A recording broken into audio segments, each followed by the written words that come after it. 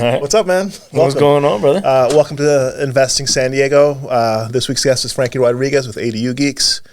We've been working together now for a little bit more than a year and a half, helping clients mutually in San Diego. First, just kind of see if ADUs can work for them, but then also too, the great thing I love about ADU Geeks is like they can literally take all of the heavy lifting off of our clients' hands. But this is more about getting to know Frankie and how he came to get to San Diego and get into real estate.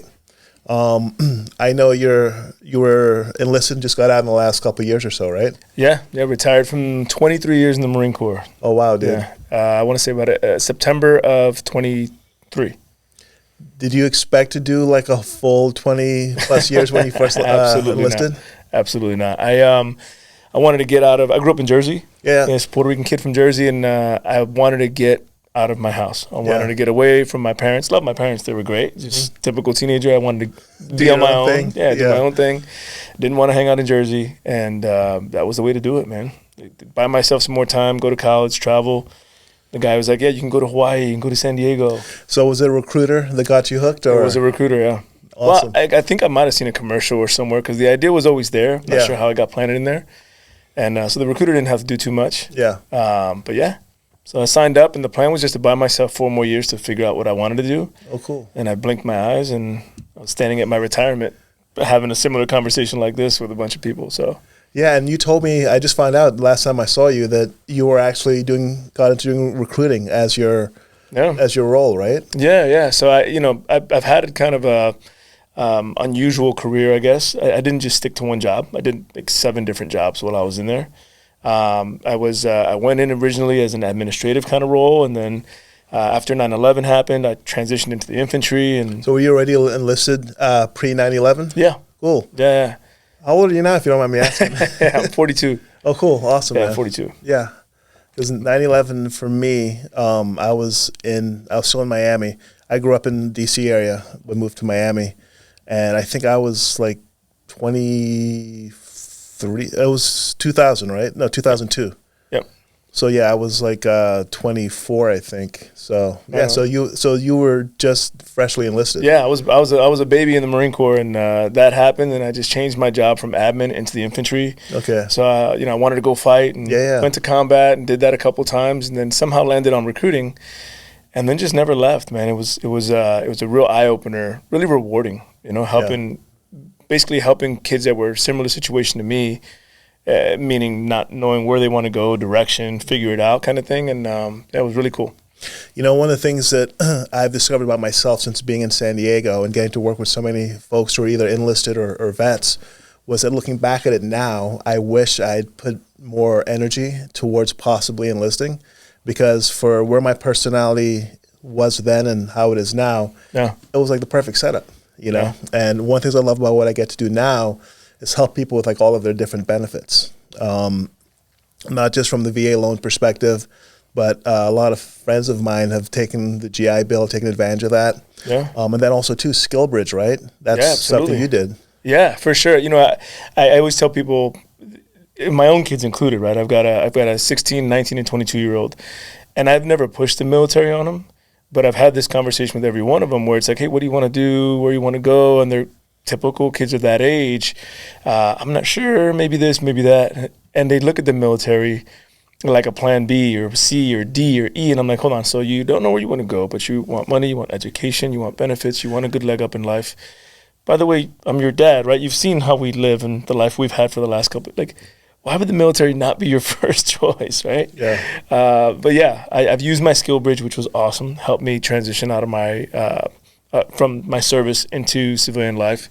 I've used my VA bill, my VA benefits, my VA loan several times over on some investment properties. I can't say enough about what the military and having had served has done for me professionally, personally. It's on so many levels, right? Dude, I wish someone would have laid it out for me the way you just did, because that's literally where I was. Like, I didn't want to go to college, but I wanted to learn something, and I wanted to travel. And if someone would have said, hey, these are all the benefits that you get, you know, from enlisting and serving, I would have signed up, you know? Yeah, I try not to sound like a recruiter anymore because that's not my role, right? Yeah. But it's hard not to.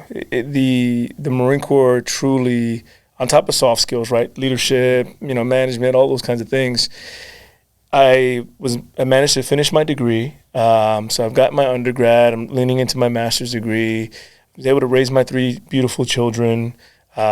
Transfer my GI Bill benefits to them so they can get their education for free now that I'm retired. How does that work? I didn't know that was something that was possible. Yeah, so they can actually take advantage of my post 9/11 GI Bill, use it to pay 100% of their tuition, and then it also gives them a stipend for money and things like that. So my one son during COVID was going to school online, and he was making like over $3,000 a month. Mm-hmm. And they were paying for his school. Wow. Yeah, so it's really, the benefits are wild. Now that I'm retired, in most states they can go to school for free to any state school. Being a veteran, it's been a great experience. And like I said, what I'm looking forward to really using now is the zero funding fee for veterans as well. So looking forward to selling my current house and reusing that VA loan with that 0% funding fee on another investment property. So. And right now, the property you own, is it in Jersey or Florida? I can't remember what you said. Yeah, so my wife and I, we've got a couple properties, small portfolio. We've got a couple duplexes in the city of Philadelphia that we just recently... Go Birds. Yeah. We just recently full gut converted and renovated those and got those stabilized. We've got a couple just single family long-term rentals in Nashville. My first house that I bought with my VA loan in Orlando. Actually, it's in Kissimmee, technically. It's just south of the Orlando airport. And then our current house in San Diego. Oh, cool, man. That's awesome. Yeah.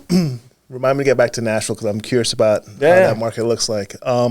So how did your real estate journey get started? You were enlisted and you had the opportunity to buy your first place. Where were you based at the time? So I was on recruiting duty. I was running a little recruiting station in Florida, in Central Florida, and I thought it was time. I knew a lot of guys that had bought real estate, and one of the things I've always heard as a young Marine was like, "Oh, don't get into debt. Don't buy a house. It's the worst thing you could do. Don't do these things." And the senior leadership that gave me that advice, haven't been a senior leader, I know why they did it. They did it to protect me from myself, right? To not get in debt and put myself in a tough spot. Looking back on it now, it was the worst possible advice they could have ever given me. Yeah, because they didn't differentiate between good debt and bad debt. Yeah, exactly. Instead of educating me on how to invest in real estate or purchase a home, they just pushed maybe their own ignorance or agenda on me to avoid any headaches. And because I've got some friends and peers in the Marine Corps that literally purchased a home at every duty station that came in with me and are in such a wonderful place in life now because of the investments that they made just passively throughout 20 years. And if you look at the market over the past 20 years, it has just gone up and up and up and up, right? Yeah. And in any case. No, I mean, I'm glad we're talking about it because it's one of the things that we try to share. I always try to let clients or just people I meet out know, like, hey, I'm not trying to sell you on anything, but this is an opportunity that you have that you may want to take advantage of. And even if you feel like you're not going to be here forever, like, why not, take advantage of the time and place that you are right now? Absolutely. I tell you, I don't like to call out regrets or anything like that, but if there's one thing I would have done differently throughout my time in the service, I would have absolutely purchased a home at every duty station that I went to. Yeah. And if it made sense or not, then maybe sold it on my way out at a profit, or would have been holding it till today and would have definitely been cash flowing. So yeah, and if worst case scenario, in most situations, you live for free. Yeah. Yeah, I mean, obviously, do your due diligence. It's got to make sense. But educate yourself, right? At no point in time did anybody, actually, to answer your question, at no point in time up to when I got to Florida did anybody educate me on what real estate investment looked like. What is it to purchase a home? What are interest rates? How does this whole thing work, right? Yeah. So I had one of my guys that worked for me live in a beautiful subdivision, and I drove him home one day, and his car was in the shop or whatever, and I was like, wow, this is a beautiful neighborhood. I'm like, well, this guy's younger than me, makes me less money than me, and he can own a house. Like, I could too, right? And wound up buying a house. It was a model home. It fell through for whatever reason, the closing, and the guy that had designed it to build, the builder had left that subdivision, so I gave him a stupid low offer on the house. It was like listed at $210, and I offered like $180. And the guy didn't even want to submit the offer on my behalf, and they accepted my offer. They counted at 185. I purchased my first home. I think it's valuated right now. It appraised recently just around 400,000. Yeah, that's awesome. You know, and I didn't really know what all of that fully meant at the time. I was just happy to have a house. And when it came time to get orders to move back to California, that's when I was like, well, hey, I can just, how much are rents in the area? And then I realized, wow, people can rent this for more than what I pay monthly. And I was like, I'm just going to hold on to this, right? So I held on to it, rented it out. I've been blessed, had the same renters in there for the last 8 years now. Yeah. And, you know, I try not to boost their rent up too much every month, but that's where I cut my teeth on real estate and realized, hold on, there's something here, right? This asset is going to only increase in value. My payment remains the same, if not goes down. Paying off principal. It's just so many different things I've been able to do. I've taken HELOCs out on it. It's been really cool. The power of real estate. It's amazing because it's come up in discussion a few times for me in the last couple of weeks where we're getting to a place in Southern California or just maybe California as a whole in which sometimes it might make more sense or it's perceived to make more sense to rent instead of buy. Yeah. And I'm never one to try to coax someone into doing something they don't want to do. However, one of the things that most folks don't realize are all the different advantages and levers you have to pull, you get to pull or have an opportunity to when you do own property. Yeah. And it sounds like you've taken advantage of some of those in the past. Yeah, I have. Obviously, it was advantageous. Rates are a little different, right? You got to figure out what works and when. Mm-hmm. And yeah, I've definitely pulled some of those levers. I'm at a point now, my wife and I, where we're actually looking at renting. You know, we one of the things that I had to remove was the emotion from real estate, right? I think a lot of people I'll come from I made a lot of emotional decisions with real estate and very quickly learned that's not the way to do it, right? My first house, I was nervous about renting it. I'm like, oh, what if they damage it? What about the walls? What about the carpet? And a buddy of mine's like, dude, you either going to rent it out or you're not. He's like, if you're going to go into it like that, then just sell it. And I was like, I guess you're right. He's like, that's why you have insurance. That's why you have me as your property manager. Go do your thing. This is security deposits. Yeah, security deposits. He's like, and that's where the shift happened. And you know what? You're right. This is an investment tool. This is a mechanism. This is an asset. This is not this emotional like, oh, my first house kind of thing, right? And so yeah, we now are shifting and might actually, because of the market, and we want to stay local in San Diego, could literally have the same quality of life for $2,000 less than what I'm currently paying in mortgage. Yeah. So a strategy that we're exploring now is literally selling the home we currently live in, renting literally right next door so the kids and stay in the same school, quality of life stays the same, but now I reduce my expenses, I reset my VA loan, and now I'm going to purchase an investment property that I'll never live on to kind of rinse and repeat. As you said, pull the levers. Yeah. So, yeah. And you know what? That's usually the scenario in which it typically makes the most sense. It's if you do have a family and your kids are in school, like where I'm like, hey, out here, like right now, I was having a conversation about 6 months ago with someone that lived in Carlsbad. And what he was sharing was like, hey, right now, like our rent is about $5,000 a month. Kids go to some of the best schools in the country, definitely in the area. But to be able to buy that same house, my mortgage would be $15,000 a month. I'm like, dude, 100%. Yeah. It doesn't make sense for you. You know? One of the tools, and I'm glad that we got a chance to sit down for folks to try to help alleviate some of that expense, is with finding a home that has the room to build more living space onto. Absolutely. Right? And that's kind of your specialty and what you guys do with ADU Geeks. What I share with people that I meet is like, hey, if you know that you want to invest or you want to buy a property but you don't know where to get started, just raise your hand and just let us know and we can take care of everything for you. Yeah. And you are our go-to partners with helping folks explore what can work for them. Can you talk a little bit more about what that process looks like? Yeah, we like to add value to people in any way that we can. People ask, well, who do you cater to? Who's your clientele? Well, generally speaking, it's everyone, right? We've got some investors that are seasoned, super experienced investors. They know exactly what they want. They know the returns. They've done their own pro forma underwriting. They literally are coming to us and say, hey, this square footage, this bed bath count on this parcel. And we go ahead and design, permit, and engineer it for them. And those are great. We also have the client that has no idea. This is their first home. They heard this thing ADU, and they're like, hey, how do I do this and how does this work? So it all starts with a discovery call, figuring out who is this person, right? Are they the guy or gal that knows exactly what they want and we're going to move a lot faster? Or are they the guy and gal that kind of needs a little bit more of hand-holding and saying, hey, yeah, this is what this is. Now let's look at your property. Does it make sense on your property? What's your goal, right? Really identifying their vision and their value. What value is having this ADU going to bring into your life? Is it added some more cash flow? Is it making the purchase of this property worth it?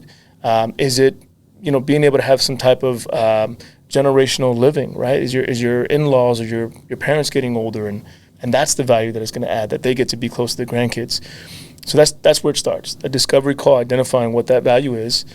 Then we kind of take a look at some of the underlying zoning and everything else. We move into the feasibility phase, identify, can we do what it is that they want us to do, and then how much more if they're coming to us to kind of explore. If they come to us and say, hey, here's a budget that I have, here's my vision kind of and my values, then we can help them figure out what a highest and best could look like for them, right? And that's something that we enjoy doing, again, for the clients that have an idea of what their budget is and where they want to go. Once we've identified what they want, we've identified that they can get it through the zoning and feasibility, then we put together a whole study for them. We present it to them. We show them exactly what the numbers look like, soft cost, hard cost. The client's on board, and we move into the design phase. ADU Geeks. If I may. Yeah. It's not just the feasibility studies, which are amazing and great.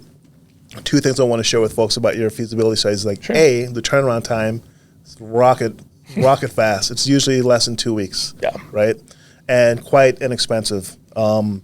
Reach out and he'll let you know exactly how much it costs, but trust me, for the time it takes and for the thoroughness it has provided, it's really, really super cheap. But it's not just the cost, but what some of the other things you guys provide is the rental income potential. Yeah. Based on several different layouts, floor plans, and options, depending on the client's budget, which I love. There's usually 3 scenarios, right? Yeah, so depending on the client again and how the discovery call went, if the client is not very clear on what their vision is and they're caught between, hey, do I convert my garage or do I put an ADU in my yard? We might just do both of those options on the feasibility study for them, show them what the cost difference would be, and to your point, what the return on the investment is. If that client's looking at rental income, then we'll pull comps in the area. Hey, that 2-bedroom that we can build in your yard, in your area, with you giving them one of your off-street parkings that you have in your driveway, would get you roughly this much, right, on an annual basis, whereas your garage might get you this much. And a lot of people try to ask blanket questions. How much does it cost to build an ADU? How much rent can I expect to get? Well, it's different everywhere, right? Depends, yeah, it always depends. And I hate giving people that answer, but it's the truth of it, right? Rent in City Heights would be totally different than rent in La Jolla for a 1-bedroom, right? So That goes without saying. However, one of the things I found when I first moved to San Diego was that surprisingly, the floor in San Diego is pretty high compared to other cities. There's not a huge drastic swing. And for those folks that are listening or watching, they're not from San Diego, we just kind of compared 2 opposite ends of the spectrum for the housing market and rental market here. But by and large, I would say about 80% of San Diego kind of falls within a really close range. So you're not going to have like a super, super low floor and an amazingly high variation on the higher end side, which is surprising. Yeah, but you're right. The floor is a little bit higher than most places, for sure. With the feasibility studies, can you talk a little bit more about the planning aspect and how you help folks with permitting as well as figuring out what can be built for their property? Yeah, so when kind of going back to that initial discovery call, the client lets us know kind of, hey, this is what my vision is I want to build something that we can get some rental income for right now, and then eventually either sell the house so it adds value to the entire property, or hey, I give the property to my kids, and then we move into the ADU. So now we have an idea of what they want to use it for. Then we get an idea of their budget. That's usually, especially in the city of San Diego, by the way, California has the most permissive ADU laws in the country, quite frankly. San Diego has the most permissive in the state, meaning nationwide, right? So most times the question is not, can we do it? It's, It's how much would it cost to do it, right? So if a client says a budget, then I say, okay, cool. Are we looking at 1 or 2 units? Now we can put that scope together for them, right? Is it 1 story, single story, 2 stories? Is it 3 story with an under parking, right? One of the cool things about working at ADU Geeks is our capacity. You know, this company started with the original founder was just he went on a 2-year journey to build an ADU for a family member.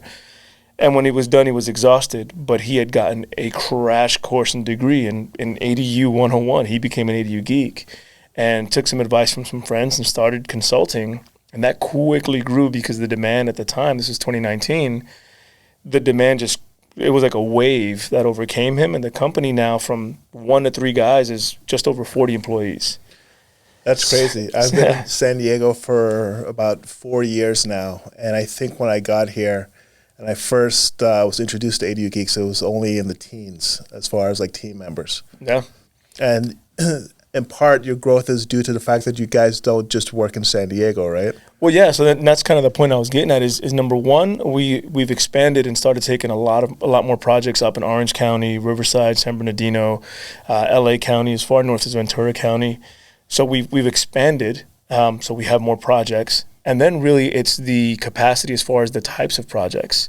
So what was once just garage conversions and maybe 1 single granny flat in the yard has now become, projects of 10, 15, 20 plus ADUs on a single family lot because you can do that in San Diego. Yeah. Can we talk a little bit more about that? Sometimes people their mind gets blown with like what they can do, right? So for someone that's uninitiated, how can someone put 20 units on a single family property? Yeah, so San Diego has created what's called the Sustainable Development Area, which is essentially an overlay, right? So if you're looking at an aerial view of a map, it's just pretty much a circle. It's an area that they have deemed as urban or high density of an area, meaning there's plenty of public transit. So inside of this area, as a crow flies, there's public transit within a mile in any direction. So they've allowed you to significantly increase the density. So what they did was created this bonus ADU program. So the state says a single family lot gets 1 ADU and or 1 junior ADU. Any multifamily gets up to 2, and just recently the law changed, so up to 8 detached ADUs.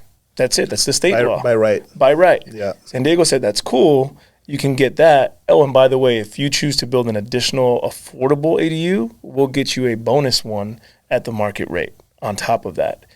And then they say, hey, but wait, that's not all.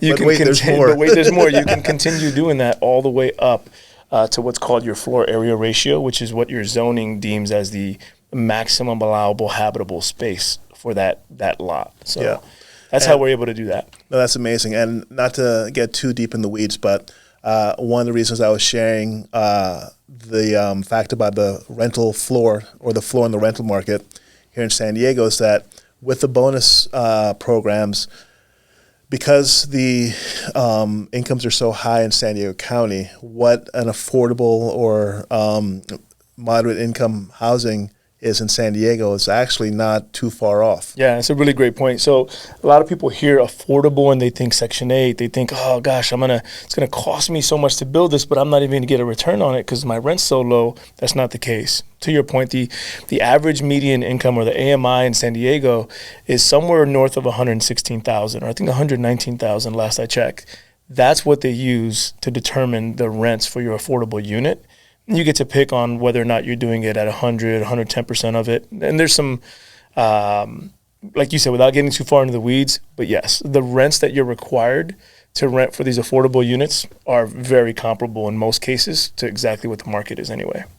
Yeah, it's kind of, I don't want to say, it's an amazing opportunity because also part of the reason like why there's so many programs and the state of California is so aggressive with trying to increase housing is because of our homelessness crisis, like throughout the state. So it kind of helps to incentivize a lot more developers and just homeowners to bring more housing into the market space. Yeah, I agree. Can you share any like recent stories in which you guys were able to come and like help or rescue someone who might have tried to get started with something? Yeah, it's funny. There's I've been with the company now going on 2 years, and it feels like every week another ADU company or ADU specialist popping up, right? And it's probably the algorithm that's triggered on my social media or whatnot, but I love it. I love seeing it because to me, it just shows that there is a demand and we're in the right space. What I don't love about it is you've got a lot of folks that don't know what they're doing or unfortunately aren't doing things business the right way. And the unknowing client or customer is the one that's going to get hurt. So most recently, I would say last month was a really cool story. I saw a newsreel on a family that was working with a company, and they got screwed over pretty bad, to the tune of over $100,000 that they're out and they're never going to see back. And they wanted their ADU because the mother-in-law, the grandma, has dementia, severe dementia, is living on her own currently, and it's just a safety hazard. And this ADU was going to provide a space for grandma who's in and out of dementia and on any given days, good or bad, was going to be able to live comfortably close to home, but still have her independence and be by her new grandson. And it was this beautiful story that unfortunately turned into a nightmare for this family. And this news article just really pulled on my heartstrings. So I shared it with one of the owners of ADU Geeks. And immediately he was just like, hey, I don't know what's going on. I don't know if even we can help them depending on how far along they are with their ADU permit or project, but let's reach out. So he reached out to the news department, which extended the introduction to the folks, and they reached back out, thankfully. And the long story short is we were able to figure out a way to help this family out with one of our manufactured products so that they will be able to now bring mom and grandma close to home, finish out their ADU project, and that feels really good, right? I think we get into real estate for financial reasons, right? For financial security and building wealth in different ways. But when it all comes down to it, to me, that's the kind of stuff that feels good. That's what matters. Back to what I said, the discovery call is to figure out what's the value. That's really cool value that we're adding to these people's lives, I think so. That's a great story, man. So in regards to like large scale projects, anything like super cool that you guys are working on right now or have completed recently? Yeah, so one of the coolest things that we've started doing with the expansion, I was talking earlier with the capacity of the team and our growth, is we brought on a full scale architect onto the team to oversee all of our drafters and designers. And with this capability, we can go larger with some of our projects. So some of them are 20 plus units of all ADUs. San Diego also has areas called complete communities. What this does is significantly allows you to increase your density. So it'll take an area where normally would have, let's say, 5 or 6 units, and you can now put up to 40 units, right? So huge opportunities. We're taking an area in Normal Heights. There's currently a duplex and I think a converted garage on the alley side of this property. And we're fully just demoing everything and replacing it with 24 units. Wow. Yeah, and it's a really dense area. One of the things that's in high demand right now that a lot of people, the law doesn't require it, so some developers miss out, is parking. What's really cool about this development is we were able to squeeze in some parking on the ground level. That one's coming out really nice. Oh, that's dope, man. Yeah. Yeah, because that's always like a huge concern or question for a lot of people. Like, oh, well, what about parking? And what I try to share is that, hey, part of the opportunity with the bonus programs is the fact that you are close to public transportation, that it's not required. Right. But one of the things that we learn in this business is that not all the times, not just because you can do something, means that you should. Absolutely. I remember you sharing that with me. I think we're down in Logan Heights at our property, which a lot more units could be built, but you felt like the decision to save some room for parking was going to be much more beneficial. Yeah, absolutely. And that's one of the conversations that we have with some of our investor clients is, hey, who are you looking to attract here, right? There's an art and a science to real estate investment, right? And I always try to lean towards the art side for my clients. It's not as simple as what's highest and best. I can tell you what's going to look best on paper, but once this thing is built, how many people are actually going to want to live there? And then once they finally do rent, how many people are going to stay living there, right? So your turnover, that's a thing. You're being able to rent it, right? What happens when you built this big, beautiful thing that you underwrote it at 100% capacity or whatever at a certain rent, and it doesn't rent? You're going to lower your rents. and now it all goes bad, right? So that's something we always talk about. What are the value adds? What are the type of clients you're looking at? Okay, cool. That now informs the design. Let's put a couple parking spots, even if there's half a spot per unit at the very least. In-unit washer and dryer.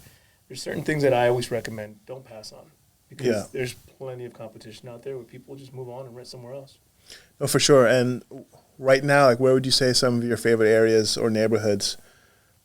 Yeah, so, if you would have asked me that question a couple of years ago, super demand, central, high density, walkability, safety, North Park, Normal Heights, that's kind of like the hub, right? Every house got an ADU back there. And it still very much is. It's a great place if you can get in and find a good deal. One of the other places that has similar zoning and allowances isn't quite as walkable. However, it does have the same allowances, and it's still City San Diego.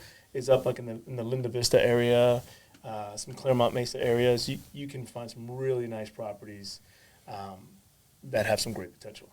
Yeah, I try to encourage people to look into the future if at all possible. Yeah. To say, hey, where would you want to live if you were renting, or where do you think the city's growing? Because love North Park. It's an amazing neighborhood, but everyone and their mom wants to build out ADUs in North Park, which is great. But right now, with the way it's trending, it's going to be like Midtown Manhattan, in a couple of years, right? Yeah. Like where, don't get me wrong, as more people are moving into North Park, there's even like more and more amenities, but maybe not everyone does want to live there, and not everyone wants a one bedroom. This is true. What can we chat about now? Let's see. Anything else you want to share or convey? No, I mean, I appreciate the time and being here with you and chatting about all things investment and ADUs. It's funny. ADUs are not going away. They're not the total answer to the housing crisis, but they're definitely an answer, right? Yeah. They're definitely a way to start making a dent. And it seems like every week I'm looking on the news, there's another city across the country that's opening up and looking at ways to increase this upzoning or ADUs. Recently saw more and more cities in Colorado, more and more cities in New York State. Mm-hmm. So yeah, ADUs are here to stay and they're expanding nationwide. So really excited about those opportunities. No, that's dope. One of the things we didn't chat about on like why there's like a need for ADUs here in San Diego is that San Diego is like a little bit of like a bowl, like I like to say, because we can't really push out like other places in the country in regards to new construction, right? We're bordered by a desert to our east, Mexico to the south, Camp Pendleton to the north, and the Pacific to the west. So everything's kind of confined into a limited area. So we kind of have to maximize as much of the land as possible. Yeah. Can we talk a little bit more about going back to the VA option? Like we did a seminar recently in which we kind of shared with folks who were, veteran enlisted, like how they could get into investing with their VA. One of the things we didn't chat about that I wanted to go over a little bit is a lot of times folks feel like they need to have a whole lot of cash on hand. Can you share any examples in which people had like unrealized equity that were able to tap into to use? Yeah, so an example that comes to mind is the house we're living in right now, right? We, first of all, the VA, you can have no money down. But I was able to tap into a little bit of the unrealized equity because the property valuated, it appraised for higher than what they accepted in my offer. So what my wife and I did is we actually rolled, we rolled some of that equity in so that it just made more sense for us, right? We used it kind of as a deposit, so it worked out. And with the VA loan itself, like I said, you can only have, for me, it only makes sense to have one VA loan at a time. You can have more than one, but I want to max that thing out. So that's why I'm excited to close out the one that I have right now and then reinvest it into another investment property. So, yeah, and one of the great things about San Diego, or most of like coastal California, I would say, is that the appreciation, even with the higher interest rates that we're currently seeing right now, is still outpacing most of the rest of the country. Yeah. And what I like to share with folks is like, you don't have to be able to do everything right off the bat. If you're enlisted or if you're retired, you want to take advantage of your benefit. Just getting started with the property is the first step. Getting in, maybe you have a multifamily, like where you can have some help paying down the mortgage, but just giving it some time and letting the property go up in value can be a great way to get the opportunity to build out more stuff by you tapping into the equity in the future. Yeah, absolutely.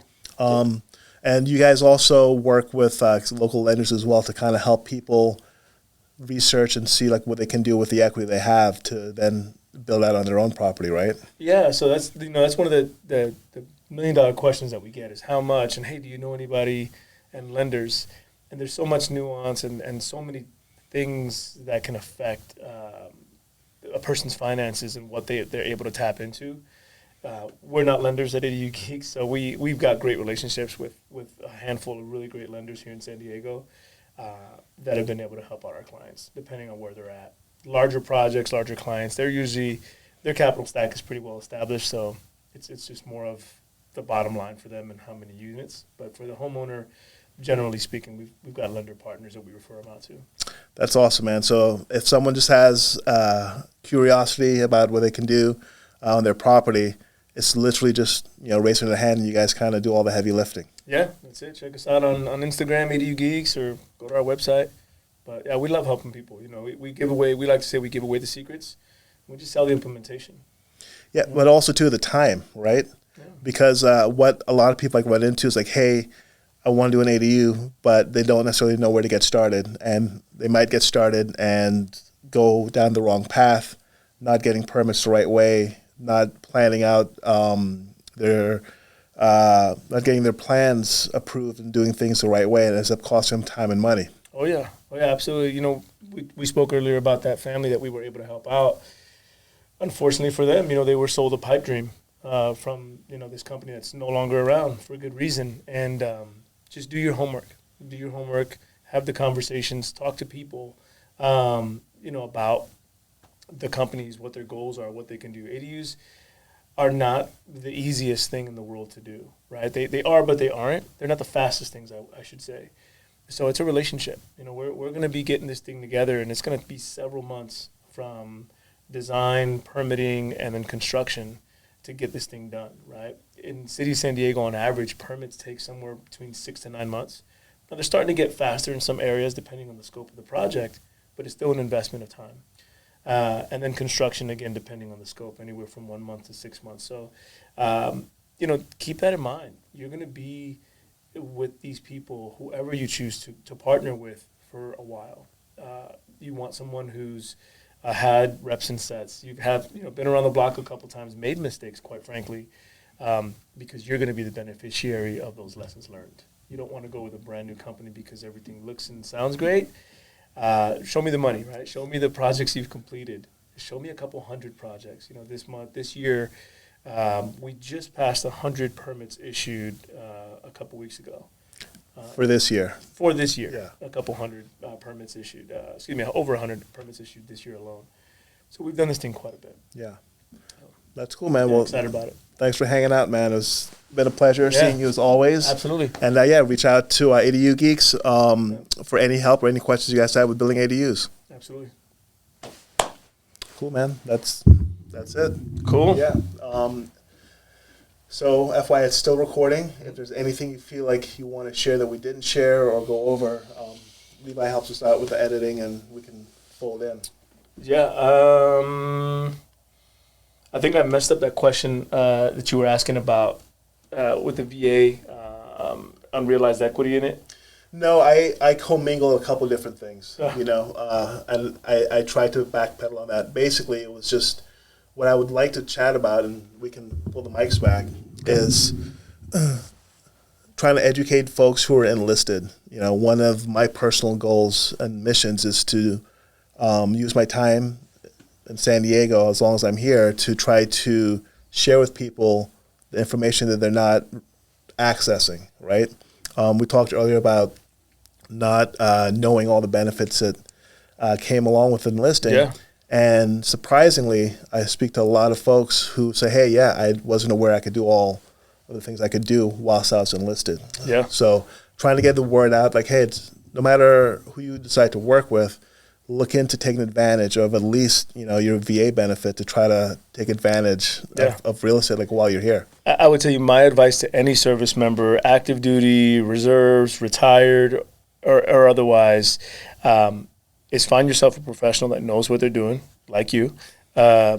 Because, again, the biggest thing that I wish I would have done that I didn't get to do is educate myself on real estate investment, how to leverage my VA and my military service to really help myself and my family. So get in contact with a professional, educate yourself for sure. So I love that that's one of your missions and goals, because I'm living proof it works, and it could have worked even more if I would have been smart enough to find somebody like you earlier. So. Oh, well, I appreciate the flowers, but yeah, I would love, you know, in the future, if you're up for it, we are going to be doing some more just kind of happy hours and like hangout sessions, like where people can come and ask questions and not necessarily like get lectured to, but you know, I think it's always great if someone can speak to another person who's been in their shoes, you know, and give them like real life scenarios and examples of